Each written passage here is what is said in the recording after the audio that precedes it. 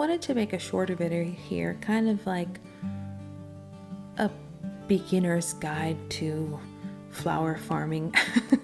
Just the things that I wish that someone had showed me when I was starting out. So what I'm going to talk about right now is how I plan and organize my seed starting schedule. So first thing you want to do is you want to go onto the Farmer's Almanac website and put in your zip code and find out your last spring frost date. So this is what I do. I went in and I found that my last frost predicted, it was actually May 4th or 5th. I gave myself a couple days leeway. Now, this is not a hard and fast firm date. It's a guideline. When you get closer to that day, you want to check the short-term forecast to make sure there's not a frost predicted in that time frame after before. Sometimes you end up being able to plan out early. Sometimes you have to wait and plan out a little later. It just depends. And then what I do is I go and I plot out what is 4 weeks before that, 6 weeks before that, 8, 10, 12. I go all the way to 18 and I write down the dates for all of those numbers. One of the ways I stay organized is by making these index cards with the different varieties. So let's go with marigolds. So on my marigold card, I have written start inside 4 to 6 weeks before last frost.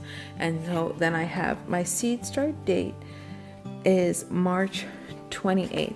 And I got that from the dates I had already written out on this paper over here. Then I put my transplant date, which is May 9th. So basically this is telling me that anytime after we are no longer going to experience a frost, I can transplant my marigold. You're also going to harden off your seedlings. If you guys aren't familiar with this, follow along. I'll make videos about all of this as the season goes along. The other bit of information that I write on these cards is what seed packets I have of each type of plant. I have a really bad habit of buying seeds that I have packets of seeds of. So like I write over on this side, or if the front's filled, I write on the back. So the seeds that I currently have are Cocoa Gold, Giant Orange, Giant Yellow, and then I wrote Cocoa Deep Orange ? And that's just a note to myself saying, do I want to buy that seed packet? Because I do love the cocoa variety and I do love the deep orange, so I may or may not buy that. It goes in the stack of all my different varieties. Now I also put my stack in order of what I'm going to be starting first to what I'm going to be starting last. So you can see on the very top of my list, it was my fall planted seeds, and now it is Lisianthus. Lisianthus will be the first seed that I'm starting this year.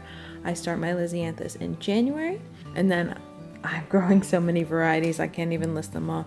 I just made a YouTube video about how much I love Lisianthus, so if you do too, go ahead and check that out. Then yeah, so foxglove, all my cool, my snapdragons, my group 1 and 2 snaps. They don't overwinter for me, so I do start them early spring.